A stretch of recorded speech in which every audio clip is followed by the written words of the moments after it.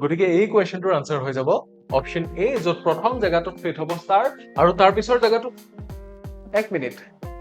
ইংৰাজী ক্লাছখিনিতো মোৰ পৰা আপোনালোকে চাইয়ে আছে, কিন্তু আপোনালোকৰ মাজৰ বহুতো হয়তো এনেকুৱা আছে যিয়ে অসমীয়াখিনিক লৈ এতিয়াও ভয় খাই আছে, কাৰণ অসমীয়াখিনি হৈছে কোৱালিফাইং মাৰ্কছ।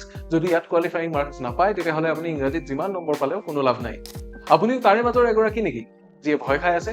যদি হয় তেতিয়াহ'লে আপোনাৰ কাৰণে আমি লৈ আনিছো এটা বিশেষ PDF কোৰ্স, যিটো বহুত এটা এফৰ্ডেবল প্ৰাইচ 199ত আমি প্ৰভাইড কৰি আছো, আৰু ইয়াত আপোনালোকে বহু কিবা কিবি লাভ কৰিব, যেনে এটা শব্দত প্ৰকাশ কৰা, ফকৰা যোজনা, খণ্ড বাক্য, সন্ধি, সমাৰ্থক শব্দ, বিপৰীতাৰ্থক শব্দ আৰু ইয়াৰ বাহিৰেও আন বহুতো কিবা কিবি।